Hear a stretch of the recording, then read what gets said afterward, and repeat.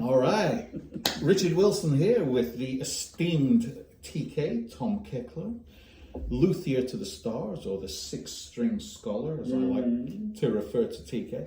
And so welcome to episode 4 of TK's Guitar History. And we are actually going to be talking about TK's time with Strings and Things in Memphis, the iconic guitar store and the custom guitar builder. So I'm assuming at this time, so this would be early 70s. Yes.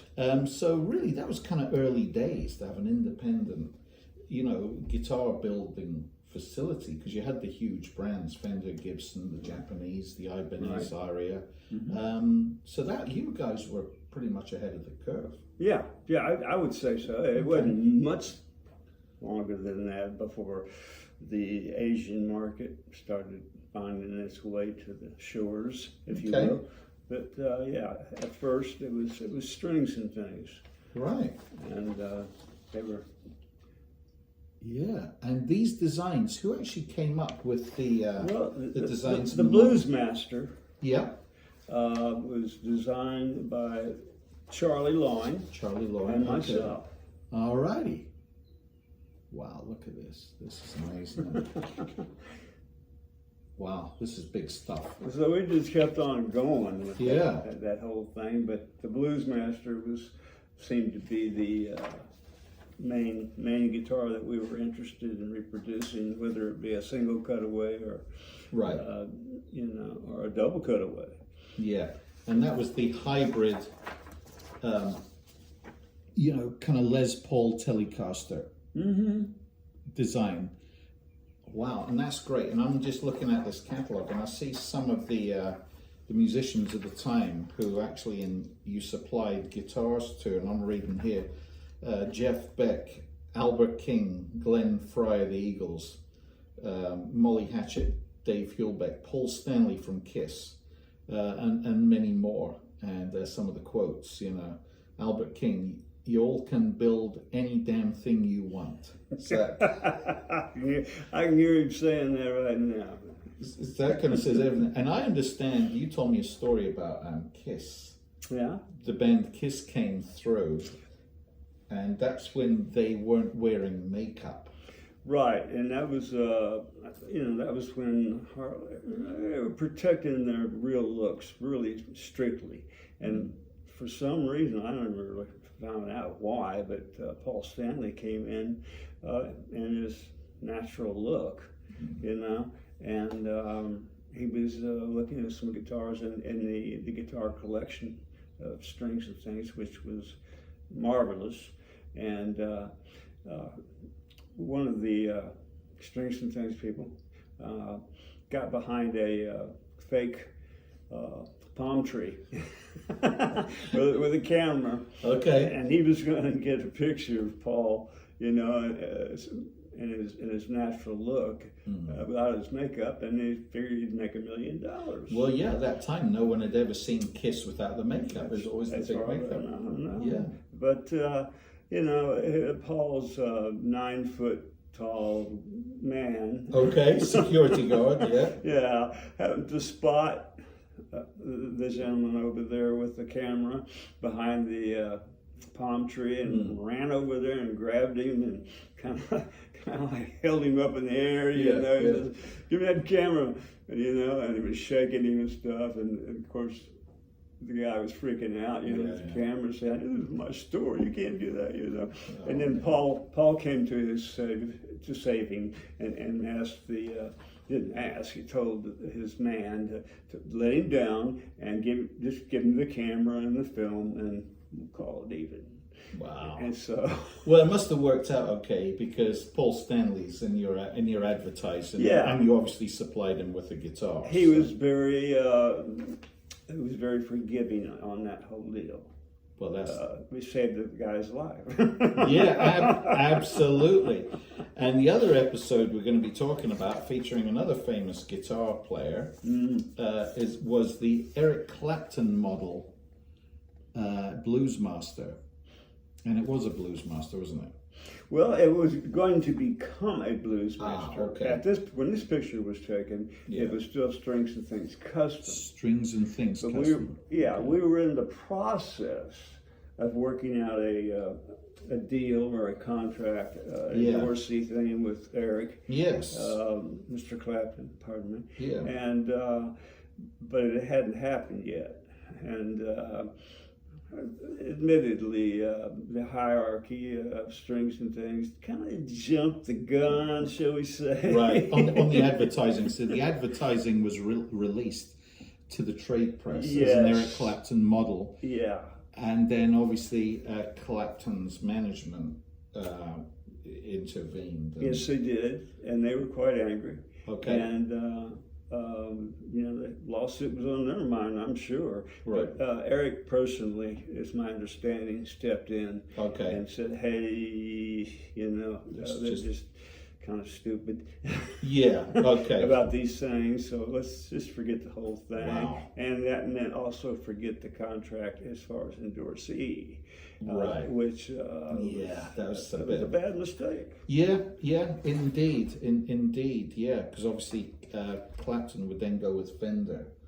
And that Fender Eric Clapton model, I think it's like the biggest signature model that Fender ever produced. I believe so. Of Blackie, the famous. Eric got a couple of these, I think, and he used them a few times. I understand, like those pictures at the top there. He liked them, and yeah, absolutely. And I was looking here at some of the users. Now, Jeff Beck, he had a Strings and Things Custom as well. I don't know. Okay. I honestly can't go back that far. I know we did the black or the blood red or brown, or whatever you want to call it. Revamping a torn up guitar for him. Right. But I don't know that he ever got one of the Strings and Things guitars. He just got the labor from the Strings and Things shop. Gotcha. Okay. And tell me about Albert King and his Strings and Things. Did he have a Strings and Things Custom, or did he just use the facility? You worked on his guitars, the Flying V's. When he was behaving himself. It's another story, folks. And it's another story, man. But the picture that we had of him holding a Blues Master. Yes. And we were going to, hey, take this, and if you'll endorse for us, Yeah. Sure, And I remember coming into to Chris Lovell's office, and there was Albert standing there, and they turned around, and Albert, let's take a picture. So he held his thumb up. Yes. And his thumb was so big. Yes. That it covered his face in the picture. It looked like a tennis racket. Oh my lord! Oh my lord! That's he was a very interesting character. Yes. Yeah, and there's some more of those stories with Albert dealing with me personally, as on his guitars in the shop. Right. That they weren't exactly pleasant. Yes, and those were obviously the famous Flying V's. Yeah. That you worked on. That you saw. Yeah. And tell me about Glenn Fry, because I notice he's here as a customer as well. I don't remember being around at the time when that was when he came in. Okay. And but I think Charlie would probably remember. Charlie Lowen, obviously. Yeah, probably so, or maybe Chris. I don't know. But I don't yeah. remember Glenn coming around. Okay. But he obviously did. Yeah, he's obviously a satisfied custom owner with Jeff Beck as well. And so, wow, that's great. Anything else you remember from Strings and Things? Strings and Things was an amazing music store, to say the least. And they just, in some cases, they just jumped the gun, legally speaking. Yeah. With the Eric Clapton thing, for the most part, Yeah. that was the biggest faux pas. Right, right. And but they were very clever guys, Charlie and Chris, and still are, hopefully. Yeah. And so they just went on to the next thing, idea that they would have, and that idea was going to make a catalog, and there weren't any really catalogs, out there.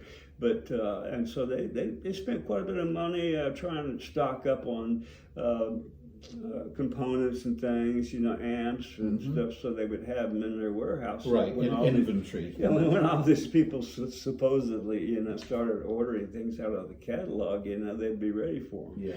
Problem. They hadn't considered the fact that without 800 numbers, long distance phone was cost you a fortune. Yeah. Okay. So, and so that killed that one. Yeah. Well, it's kind of interesting, the whole story. And then you told me that there was then a fire. Yeah. And this would be, you said, when was this, about 1977? Yeah, I think it was the same year that Elvis perished. Okay. Yeah. And, you gotta be careful what you talk about, even though this long ago. It was, everybody, was pretty sure that it was, had to do with the fireman's strike that was going on, and the police were backing them, supporting their strike. So we were kind of out on our own, and there were fires all over Memphis. Little fires here, little fires there, And I was downtown at a very famous theater, Orpheum, yeah, and it's at the very height end of the Mississippi River backup, I guess you would say, dam or whatever. It was the highest point in Memphis. So I came out there and I just looked around Memphis, and there were just these flames, fires or something all over the place. So we kind of figured out one of the larger flames was coming from the Midtown area. Oh Lord, where Strings and Things. Right. And so we drove towards Strings and Things, and it just became more intense at all. The fires everywhere. Oh man! And by the time we got to Strings and Things, it was fully engulfed. So all the beautiful guitars and everything was. Almost all of them. Almost all that. That's so tragic. Were destroyed in the fire.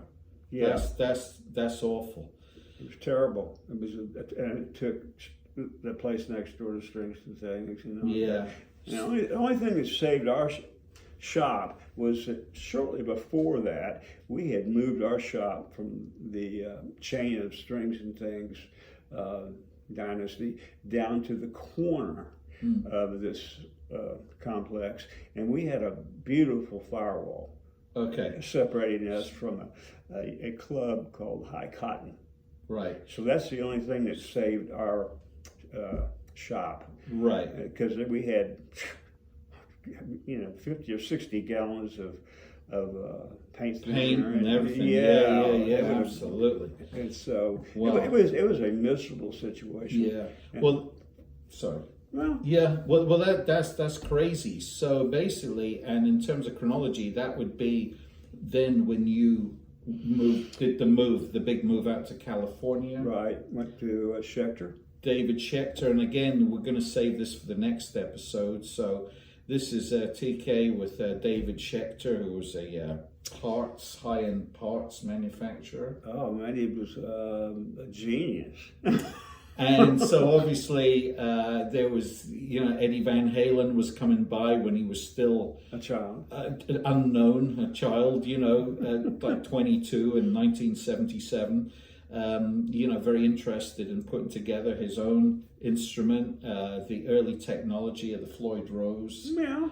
And then we're going to be talking about the Schecter Telecaster style guitar that TK produced, and that Eric Clapton, Pete Townsend, the Who, used on the '79 Who tour.